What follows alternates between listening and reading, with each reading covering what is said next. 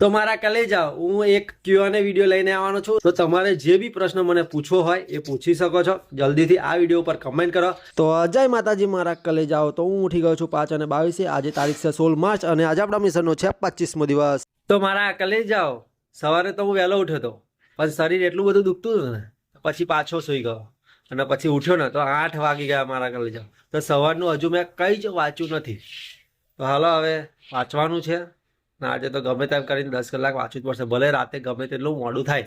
કાલે બી નહોતું વંચાયું અને આજે ભાઈ આવું ને આવું કરતો રહીશ તો પછી ખાખી કઈ રીતે મળશે મને. હવે મારે મક્કમ બનવું પડશે, મનને મક્કમ બનાવવું પડશે. મારો દિવસ 21 દિવસ થઈ ગયા પણ ખબર નહીં, અમુક વાર વાંચવાનું જ મન નહીં થતું. પણ શું કરીએ મારા કલેજાઓ, તમે કંઈક સલાહ મને આલો તો કંઈક હું વાંચું એવી રીતે. મને તો અંદરથી ખબર છે કે મારે વાંચવું જ છે, પણ અમુક વાર એવું થઈ જાય ને કે વાંચવાનું મન નહીં થતું, નેગેટિવિટી આવી જાય છે, ડિપ્રેશનમાં જતું રહેવાય છે મારા કલેજાઓ અમુક વાર.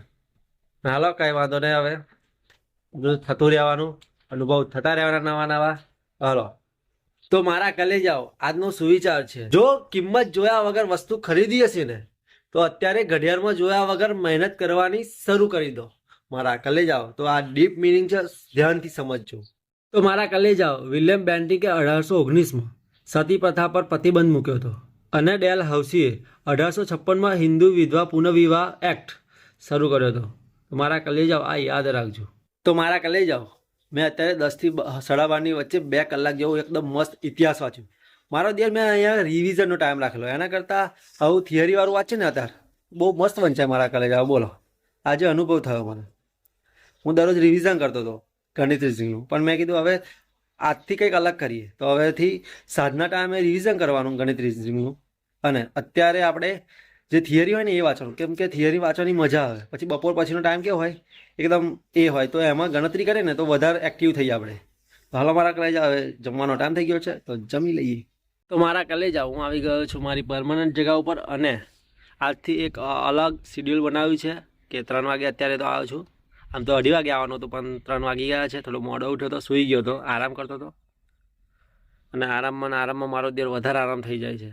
ટાઈમિંગ બી રાખ્યો છે કે ઓછો આરામ થાય. કંઈ વાંધો નહીં મારા ભાઈ, થોડાક થાકેલા હોય તો પેલું થાક ઉતરી જાય, કેવું વાંચ કરીએ ને તો પેલું મગજ ને થોડું આરામ મળે ને એટલા માટે સૂઈ જવાનું મારા ઘરે જાવ. પણ ઊંઘી જઈએ ને તો પછી એટલું લોબુ ઊંઘી જાય છે ને તો ખબર જ નહીં પડતી. પણ કંઈ વાંધો નહીં. અને આજથી એક શિડ્યુલ નવું બનાવ્યું છે, કાલથી 4 વાગેનો ટાઈમિંગ છે ઉઠવાનો. હવે જોઈએ કઈ રીતે સેટ થાય છે બધું.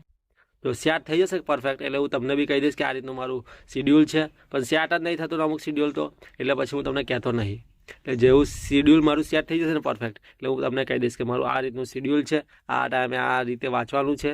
તો હાલો મારા કલે જાઓ અત્યારે તો હવે વાંચવા માંડીએ.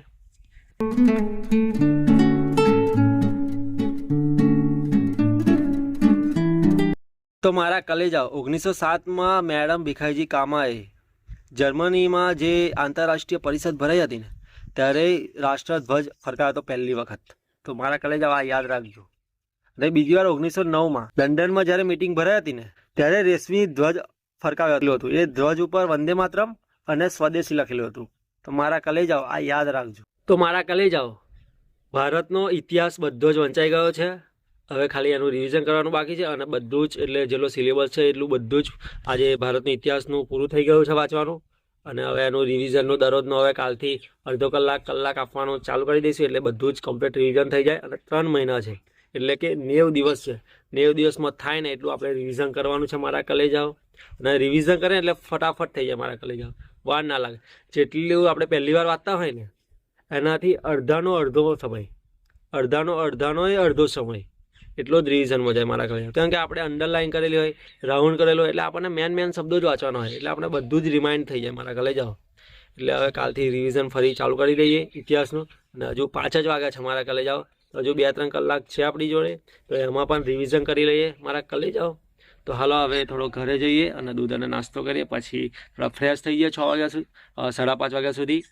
હવે 5 વાગે એટલે અડધો કલાક આપણે ફ્રેશ થવામાં લઈએ, એટલે 5:30 વાગ્યા સુધી એકદમ મસ્ત ફ્રેશ થઈ જઈશું. અને પછી મારા કલેજાઓ મંડી પડે વાંચવા. હાલો તો મારા કલેજાઓ મેં અત્યારે વેન આકૃતિમાં ટેસ્ટ આપ્યો રિઝનિંગમાં. મારા દિવસ 50માંથી 38 આવ્યા. અને જે ખોટા પડ્યા ને એ પ્રશ્ન સમજવાની ભૂલના કારણે પડે, બાકી ખોટા ના પડે મારા કલેજાઓ. તો આવું ધ્યાન રાખજો તમે બી કે પ્રશ્ન સમજજો પહેલાં શું કીધું છે. કેમ કે મારી સમજવાની ભૂલના કારણે 12 ખોટા પડે એની માને. તો હાલો હવે થોડુંક બીજું બી એક ચેપ્ટર કરી દઈએ રિઝનિંગમાં, કેમ કે સવાર નહોતું કર્યું એટલે. હાલો તો મારા કલે જાઓ. રોમન અંકમાં તમારે સંખ્યા યાદ રાખવાની સ્ટ્રેટ એકદમ શોર્ટકટ. તો IVX LCD M, બસ એટલું યાદ રાખજો. IVX તો યાદ રહેવાનું જ છે તમને, અને LCD M આટલું યાદ રાખજો. અને મોટી સંખ્યા એટલે છેલ્લે સુધી લખાય એટલે 3999, અને સૌથી લાંબી લખાતી સંખ્યા તો 3888. તો મારા કલે જાઓ, આ યાદ રાખજો. આવી નાની વાતો ભૂલ ન થાય. અને પ્રશ્ન ગણિત રિઝનિંગમાં ધ્યાનથી વાંચજો. શું માગ્યું છે એ ધ્યાનથી વાંચજો, નહીં તો ધંધે લાગી જશો, ગોટાળે ચડી જશો. તો હાલો મારા કલે જાઓ. આજે લગભગ 5-6 કલાક જેવું વંચાવાનું છે. તો હાલો હવે જય માતાજી. Big thank you for being here. बहुत बहुत धन्यवाद.